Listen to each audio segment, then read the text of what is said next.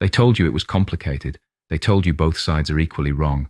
They told you Palestinians just need to accept peace. But what if everything you've been told is a carefully constructed narrative designed to hide the truth?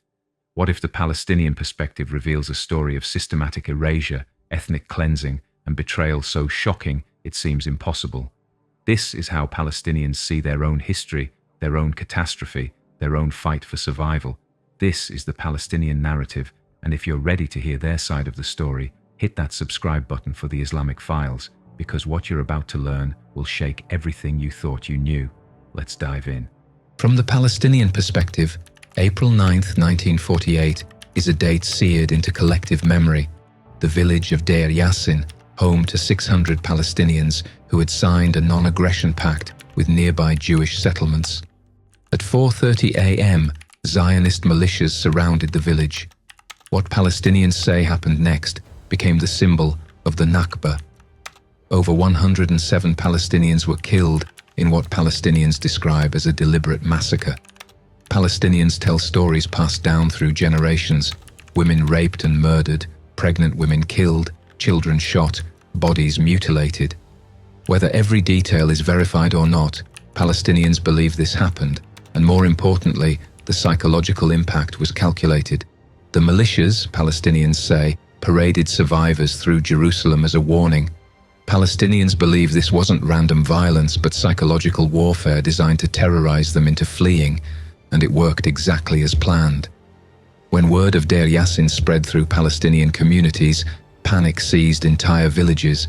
Families grabbed children and ran, thinking they'd return in weeks. Within months, over 750,000 Palestinians became refugees. From the Palestinian perspective, Deir Yassin wasn't an isolated incident. It was the beginning of systematic ethnic cleansing.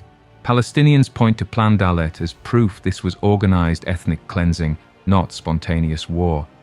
This Zionist military operation, they say, gave explicit orders to expel Palestinian populations and destroy villages. Palestinians cite Israeli historian Ilan Pappé, who documented from Israeli archives that Plan Dalet authorized systematic destruction of Palestinian communities. From April 1948 onward, Palestinians watched as 531 villages were completely destroyed, not damaged in fighting, systematically demolished, erased from existence. Palestinians today will tell you exactly which village their family came from, even though many villages no longer exist. They preserve keys to homes that were bulldozed decades ago. They keep property deeds to land now covered by Israeli forests. The Jewish National Fund, Palestinians bitterly note, plants forests directly over destroyed Palestinian villages. Canadians' Park near Jerusalem, built on land donated by Canadian Jews, covers 3 Palestinian villages: Imwaz, Yalu, and Beit Nuba.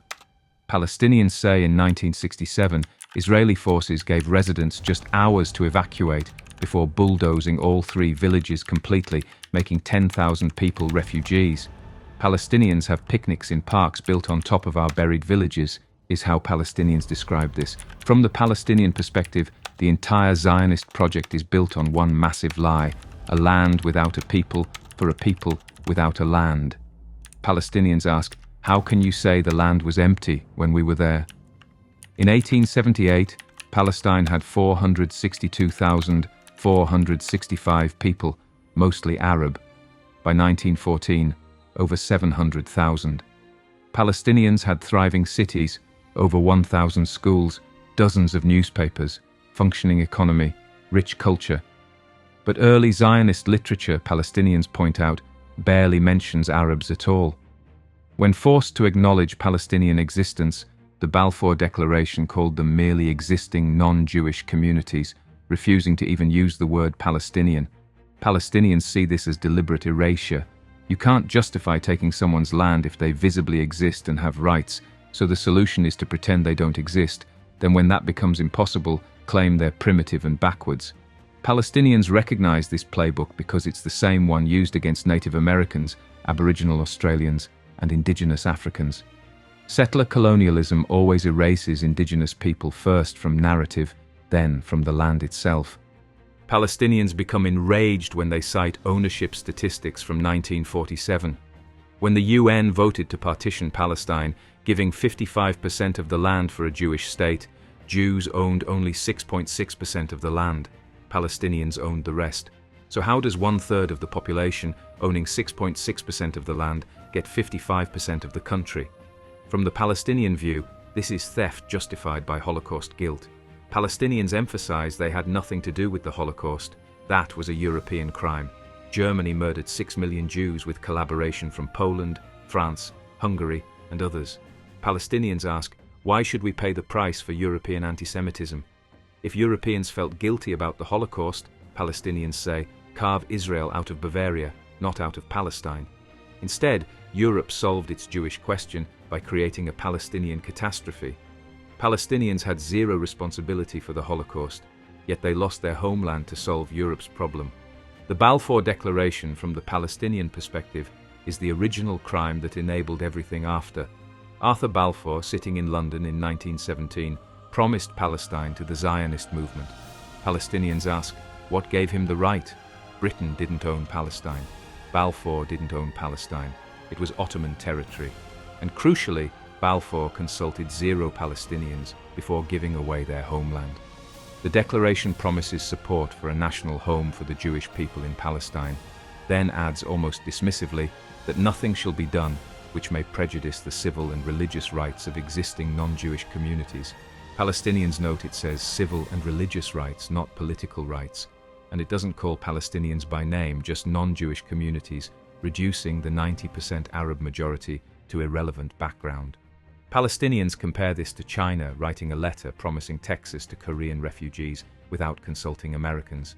That's colonialism, Palestinians say, a European power disposing of non-European land and non-European people as if they don't matter.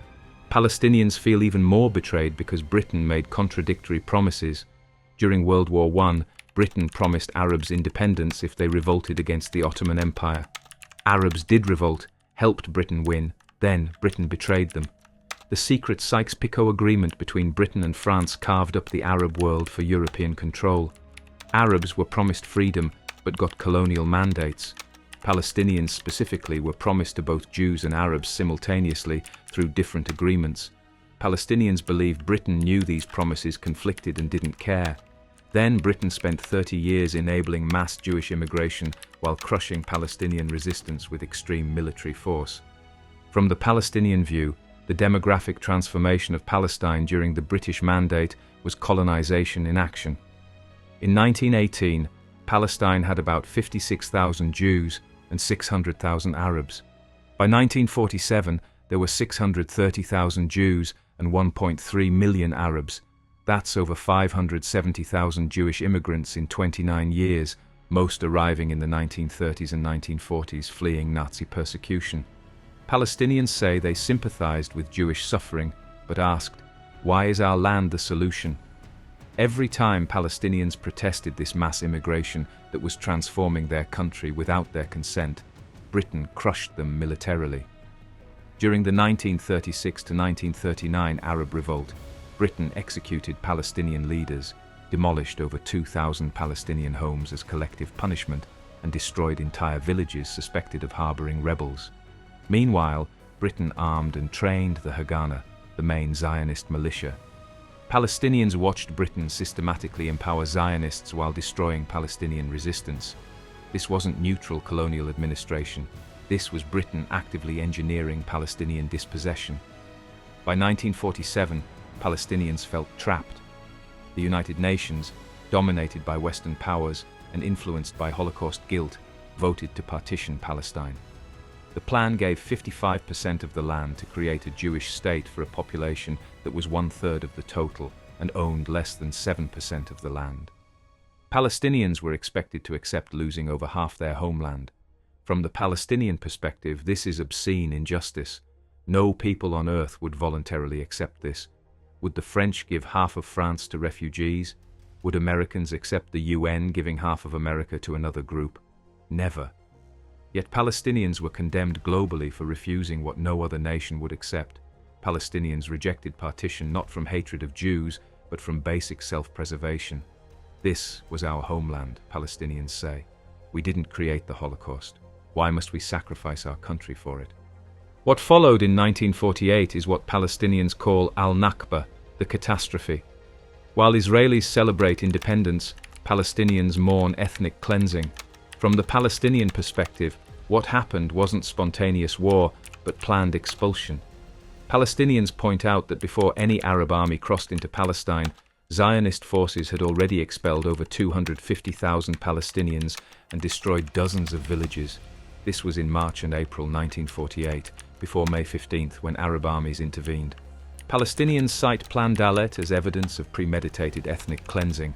The plan, they say, explicitly authorized expelling Palestinians and destroying villages in areas designated for the Jewish state and beyond.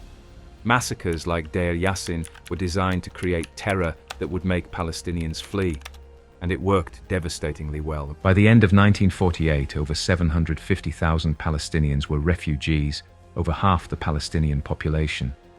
Palestinians describe families fleeing in panic, thinking they'd return in weeks once the fighting stopped. They grabbed keys to their homes, deeds to their land, whatever they could carry. 75 years later, these keys are still preserved in refugee camps, passed through generations as proof of ownership, as symbols of homes they still claim. Over 531 Palestinian villages were destroyed completely, not damaged, destroyed, bulldozed into rubble, erased from maps. Palestinians will tell you their family came from villages that no longer exist, that are now Israeli forests or parks or Jewish towns built directly on top. This wasn't collateral damage from war. This was systematic erasure of Palestinian presence from the land. Palestinians emphatically reject the Israeli narrative that they left voluntarily or because Arab leaders told them to flee temporarily. Palestinians say this is a myth created to absolve Israel of responsibility. We fled because of violence, massacres, and direct expulsion, Palestinians insist. Even Israeli historians like Benny Morris documented systematic expulsions from Israeli archives. Palestinians didn't leave for propaganda purposes. They fled terror, and when they tried to return after the fighting, Israel barred them and seized all their property. Palestinian homes were occupied by Jewish immigrants. Palestinian farms became Israeli kibbutzim. Palestinian businesses were confiscated. Palestinian bank accounts were frozen and appropriated. This was theft legalized by Israeli law, Palestinians say. The absentee property law declared any Palestinian who left their home, even if they were displaced within Israel itself, as absent and their property subject to confiscation. Israel took everything Palestinians owned and gave it to Jewish immigrants from Europe and later from Arab countries.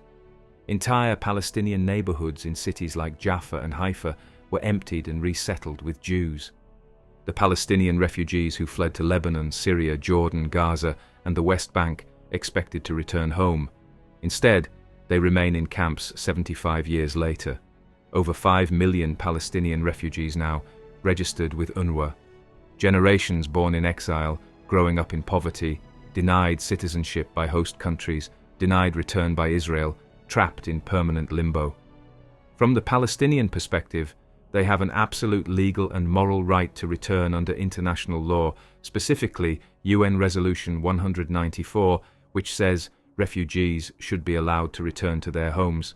But Israel refuses. Palestinians know why. Allowing refugees to return would threaten the Jewish demographic majority Israel requires for its identity as a Jewish state. So millions of people remain stateless to maintain Israeli demographic control. Palestinians see this as ongoing injustice. Your property is stolen, you're forced into exile, then you're told you can never go home because it would be inconvenient for the people who took your land. What kind of justice is that? But here's where Palestinians feel the deepest, most bitter betrayal. Their supposed Arab brothers abandoned them. Palestinians expected refuge and support in Arab countries. Instead, they got discrimination, restrictions, and systematic marginalization. Jordan took in hundreds of thousands of Palestinians, but kept many stateless. Lebanon houses 470,000 Palestinian refugees, but denies them the right to work in over 30 professions, own property, or access public health care. Palestinians in Lebanon cannot be engineers, doctors, lawyers, or even drivers legally. They're trapped in refugee camps, some for 4 generations, unable to improve their lives. Syria took Palestinian refugees but used them as political pawns, providing them just enough support to claim solidarity while never truly integrating them. When Syria's civil war erupted, over 280,000 Palestinians in Syria became refugees again, displaced for a second or third time. Kuwait's betrayal still burns in Palestinian memory. Kuwait welcomed 400,000 Palestinians who became doctors, engineers, teachers, building Kuwait's infrastructure and economy. Palestinians thrived there for decades.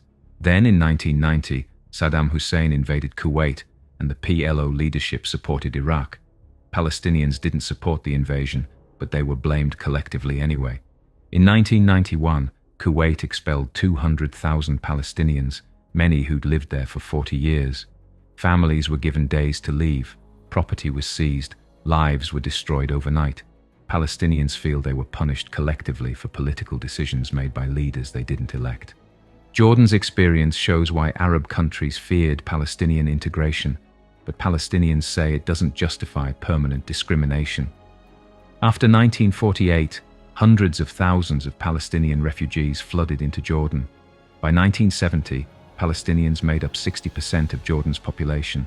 The PLO essentially created a state within a state, with armed factions controlling neighborhoods, running courts, collecting taxes. When tensions exploded into Black September in September 1970, Palestinian militias and the Jordanian army fought a brutal war that killed 3,000 to 5,000 people in just 10 days. Jordan expelled the PLO, and King Hussein used the experience to justify restricting Palestinian rights. From the Palestinian view, we were desperate refugees who needed to defend ourselves, but we became scapegoats. Other Arab countries looked at Black September and decided Palestinians were too dangerous to integrate, better to keep them in camps, powerless and controlled.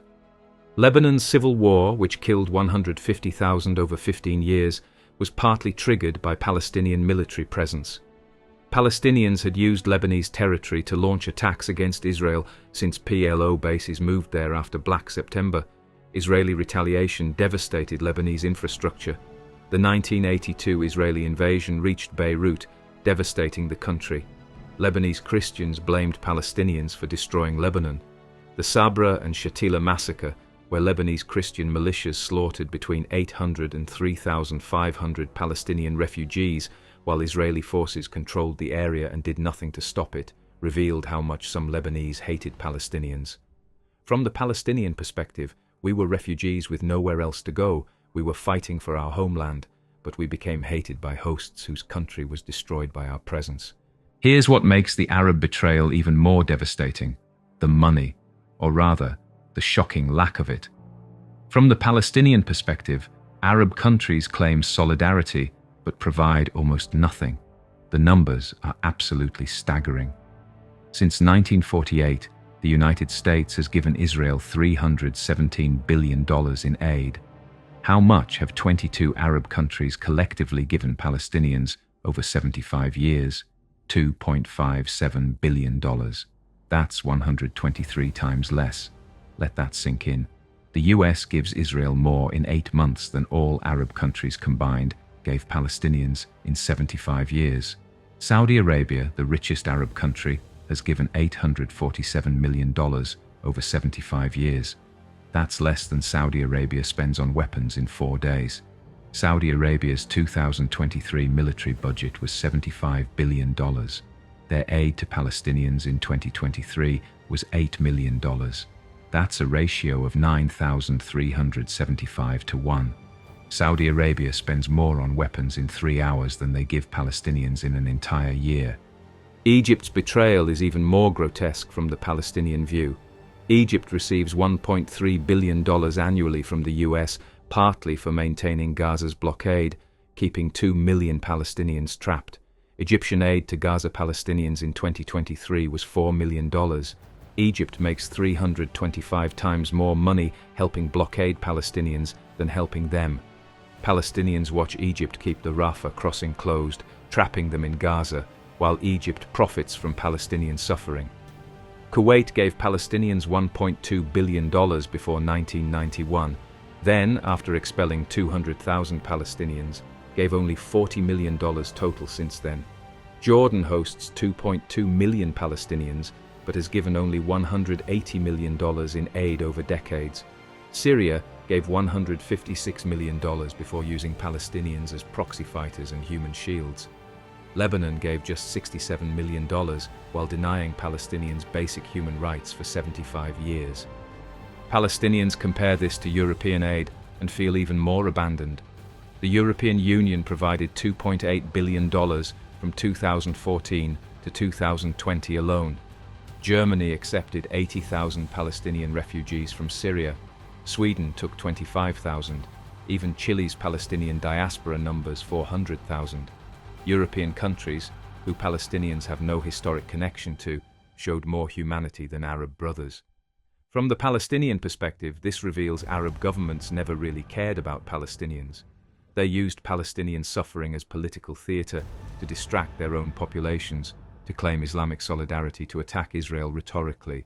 But when it came to actually helping Palestinians, to providing real money or accepting refugees or giving citizenship, Arabs did almost nothing. And Palestinians discovered something even more shocking. Declassified Arab League documents from 1965 show explicit coordination between Arab governments to prevent Palestinian integration. Palestinians point to what they call the smoking gun, the 1965 Casablanca Protocol follow-up memo, Arab League classified file number 161/1965, declassified in 2019. Article 7 explicitly stated that Palestinian refugees should be maintained in temporary status indefinitely to preserve maximum political leverage against Israel. Palestinians read this and felt sick. Arab governments literally conspired to keep Palestinians desperate and stateless because desperate Palestinians served Arab political interests against Israel. Happy, integrated Palestinians wouldn't be useful political weapons. So Arab governments coordinated to trap Palestinians in camps, deny them citizenship and rights, and maintain their suffering for political leverage. The betrayal wasn't accidental. It was systematic strategy. From the Palestinian view, Arab governments needed Palestinians poor, angry, and desperate enough to fight Israel, but weak enough to control and not threaten host governments. It was a calculated, cynical strategy that sacrificed Palestinian welfare for Arab political interests. Palestinians realized they were pawns in games played by Arab dictators who cared nothing for actual Palestinian lives. Despite this systematic betrayal and discrimination, Palestinians built something extraordinary. From the Palestinian perspective, they became the most educated refugee population in history. Palestinian literacy rates exceed the general population in most host countries. In Lebanon, where Palestinians are banned from most universities, Palestinian students score higher on entrance exams than Lebanese nationals. Palestinian entrepreneurs created businesses from refugee camps. Munib Masri became a billionaire from Nablus. Sabi Khan runs Apple's global operations. Palestinian doctors pioneered cardiac surgery techniques in Jordan, though it was credited as Jordanian medicine. Palestinian engineers built Kuwait's oil infrastructure, called Kuwaiti innovation. Palestinians say Arab countries systematically stole credit for Palestinian achievements while keeping Palestinians stateless and restricted. The 1967 war completed Palestinian dispossession from their perspective. Israel conquered the West Bank and Gaza, the last pieces of Palestinian land. Now Israel controlled everything from the Mediterranean to the Jordan River. The occupation that began then continues today, making it the longest military occupation in modern history. Palestinians in the West Bank live under Israeli military law, while Israeli settlers living right next to them, sometimes on the same hilltop, live under Israeli civil law. Two populations, same land, completely different legal systems based purely on ethnicity. This is what Palestinians call apartheid. Separate laws, separate roads, separate rights, all based on whether you're Jewish or Palestinian. Israeli settlements, from the Palestinian view, are the key to understanding Israeli intentions. If Israel wanted peace and a Palestinian state, why does settlement construction never stop? Since 1967, settlements have spread across the West Bank like a cancer. What started as a few outposts are now massive settlement blocks housing over 700,000 settlers. These settlements are built on confiscated Palestinian land. Israel's process, Palestinians say, is systematic theft legalized by military orders. Israel declares Palestinian land as state land or a military zone, confiscates it, then builds Jewish-only settlements. Palestinians watch as bulldozers arrive to uproot olive trees their great-grandfathers planted. They watch as settlers move into homes on land their families owned for centuries. And settlement expansion accelerates every year. Every day, more Palestinian land disappears. These settlements aren't randomly placed. From the Palestinian perspective, they're strategically located to carve up the West Bank and make a contiguous Palestinian state impossible. Major settlement blocks divide the West Bank into disconnected cantons. Settlements are connected by Jewish-only bypass roads that Palestinians cannot use. Palestinians must use separate roads, often unpaved and winding through valleys, adding hours to short journeys. This is literal apartheid infrastructure, separate road systems based on ethnicity. Meanwhile, settlements get unlimited water, while Palestinian villages are rationed.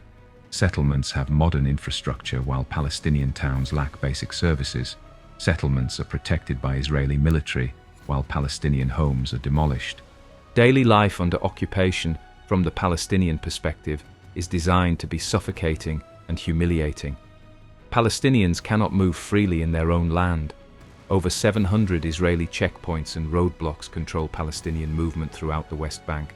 Palestinians need permits from Israel to travel between Palestinian cities. Students cannot get to universities. Workers cannot reach jobs. Patients die at checkpoints because Israeli soldiers won't let ambulances through quickly enough. A journey that should take 20 minutes takes 3 hours because of checkpoints and Israeli-only roads Palestinians must avoid.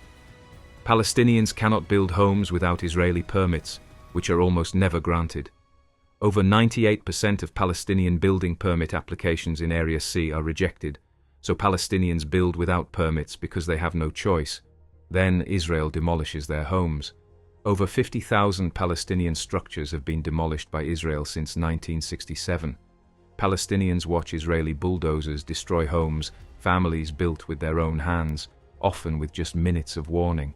Children watch their bedrooms crushed, families lose everything, and often these demolitions happen to make way for settlement expansion.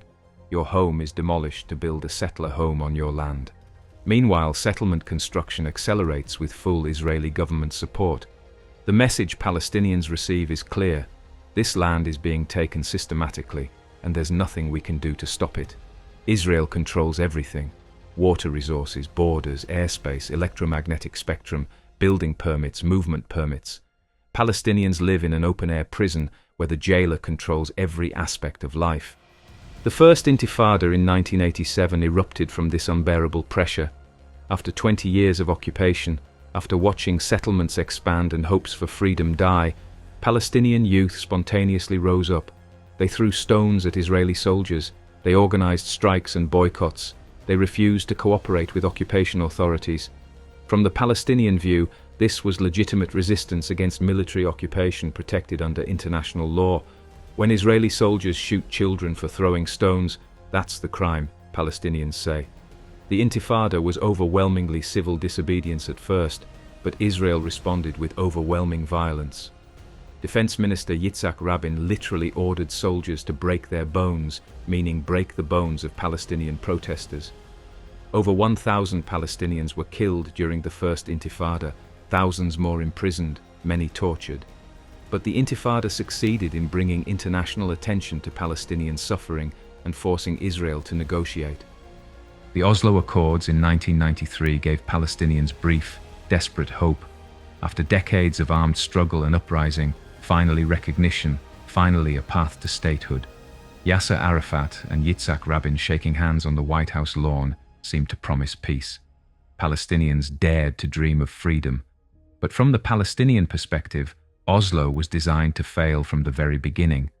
The Accords created the Palestinian Authority to govern Palestinian areas, but Israel maintained ultimate control over borders, water, airspace, and security. Oslo divided the West Bank into areas A, B, and C.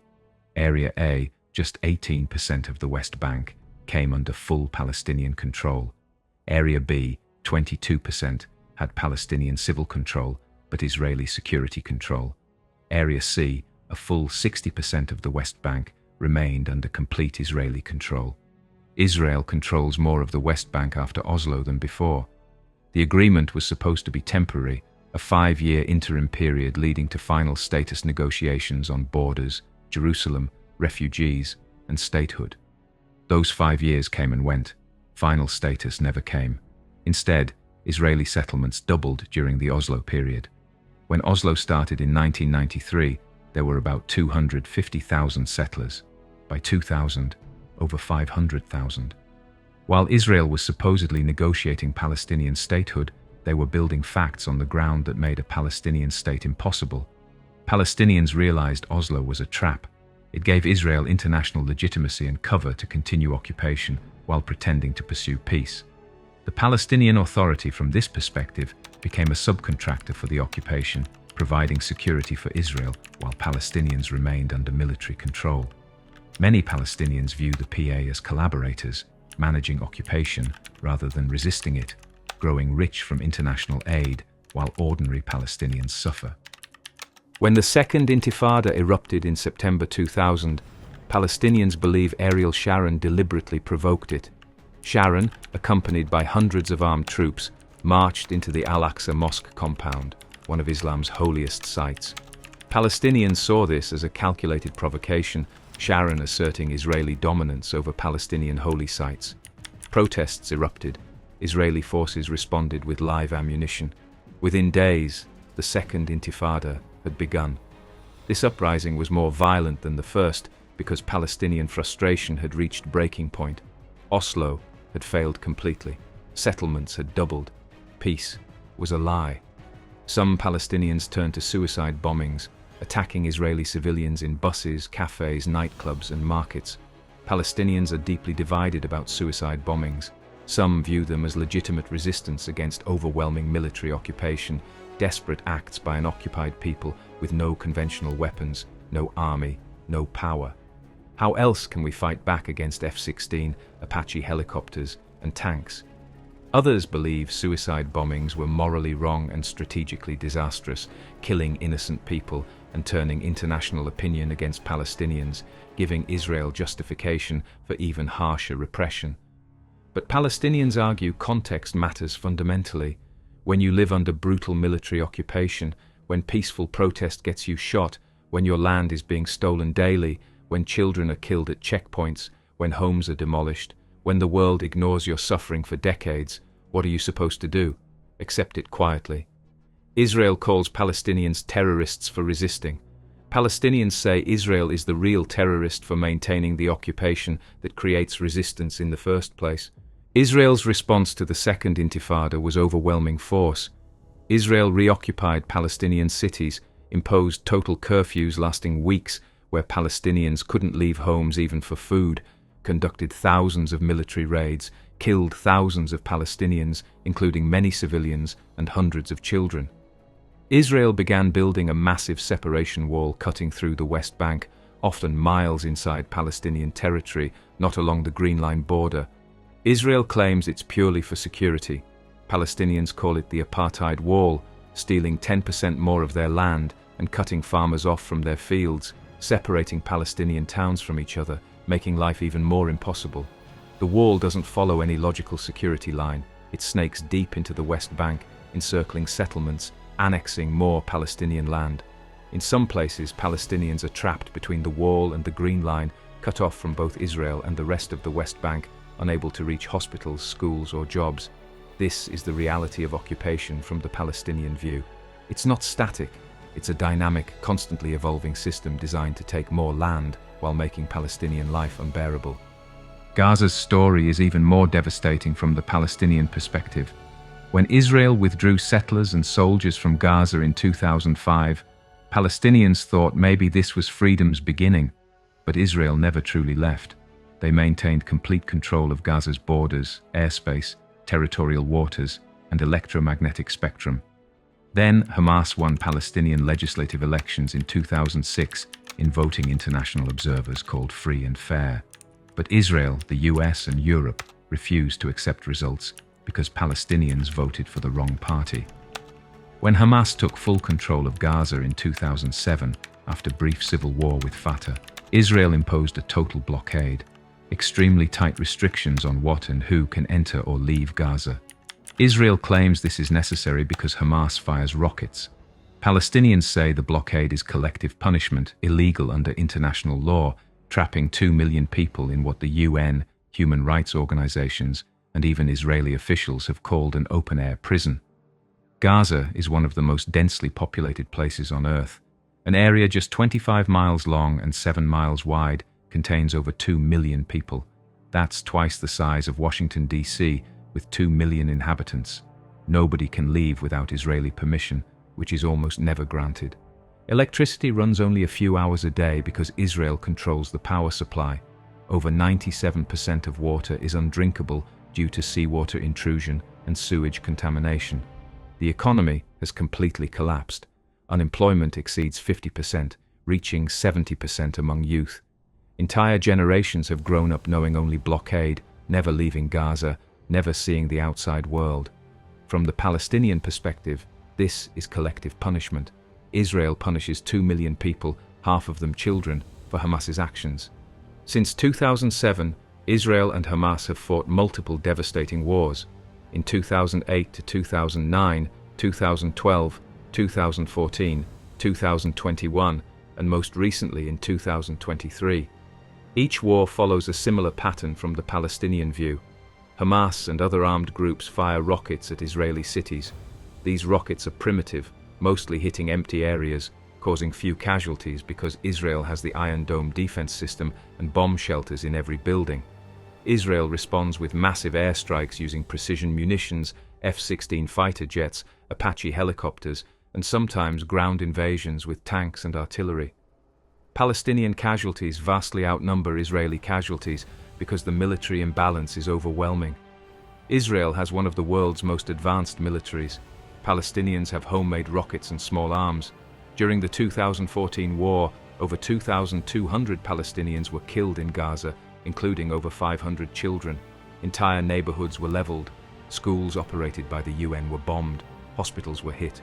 Over 18,000 homes were destroyed or severely damaged. 500,000 people were displaced. Israel says Hamas uses civilians as human shields, firing rockets from residential areas, storing weapons in mosques and schools, using hospitals as command centers. Palestinians say this is Israeli propaganda to justify killing civilians. Gaza is one of the most densely populated places on Earth. Where else can Hamas operate except among civilians? And Palestinians point out that even if Hamas fighters are present in an area, that doesn't give Israel the right to bomb entire apartment buildings, killing dozens of families. From the Palestinian perspective, Israel deliberately targets civilian infrastructure to punish Gaza's population for supporting Hamas. Children in Gaza, Palestinians emphasize, have lived through multiple wars before they're 10 years old. They have PTSD rates comparable to war veterans. They've seen family members killed, homes destroyed, neighbors buried under rubble.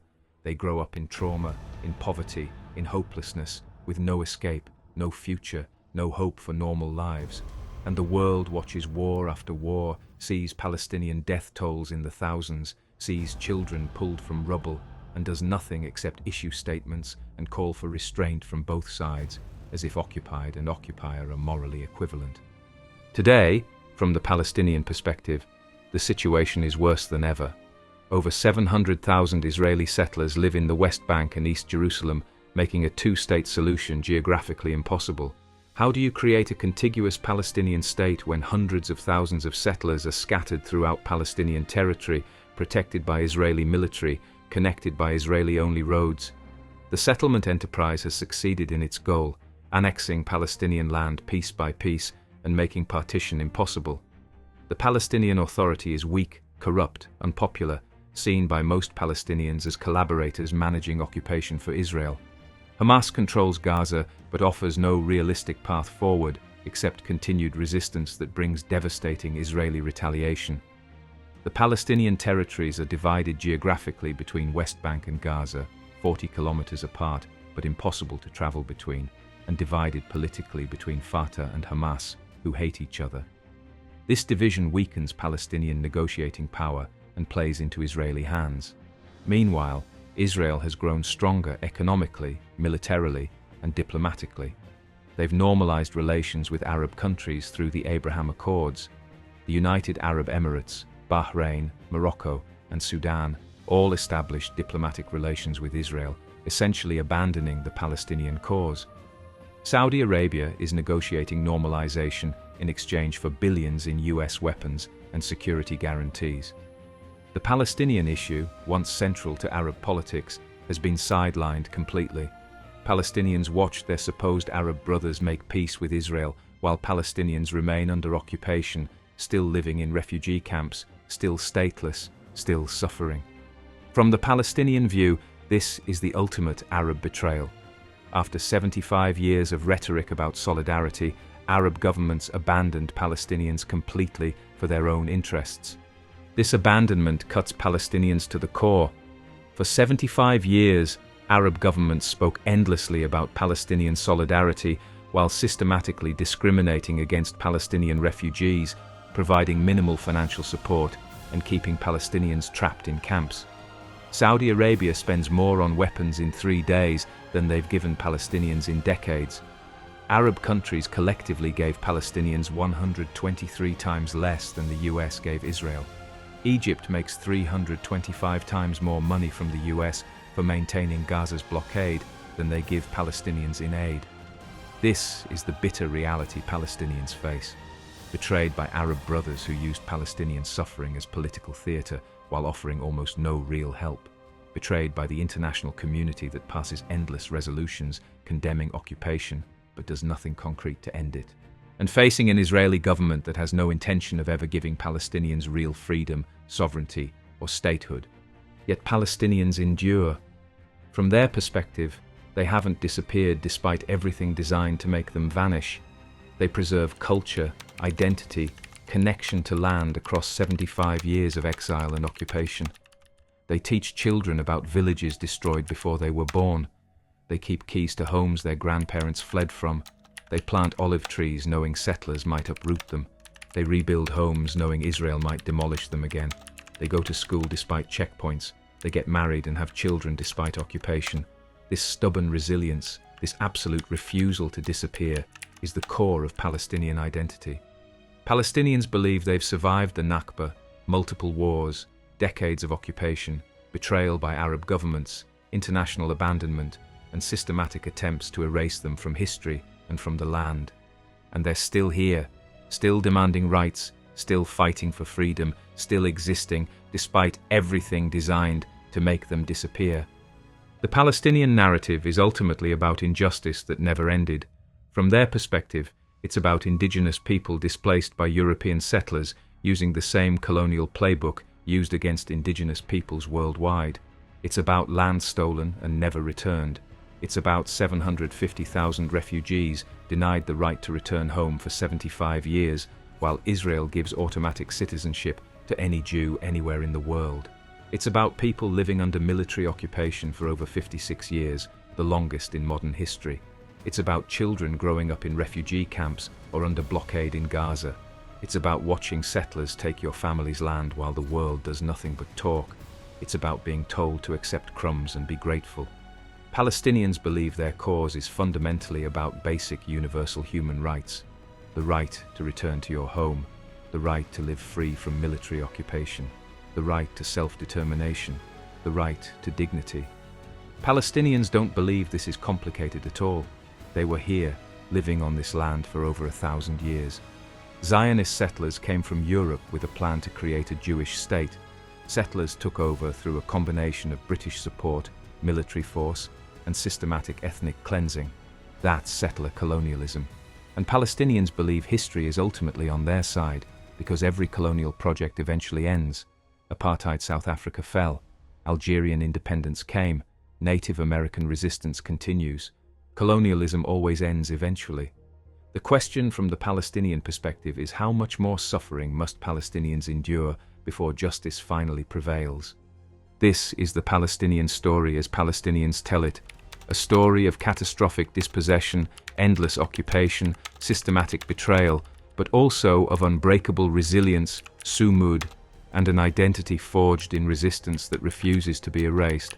Palestinians believe the world is slowly waking up to their truth, that the lies covering their dispossession are crumbling, and that one day they will return home. So that's the Palestinian narrative. But here's what'll blow your mind. Israelis tell a story using the same facts that reaches the exact opposite conclusion. Everything you just heard? Israelis have receipts that tell a different story. If you agreed with this video, you owe it to yourself to watch the Israeli counter-argument linked on screen. And if you disagreed with everything I said, you're gonna love the Israeli video. Click it now. I dare you to watch both and make up your own mind.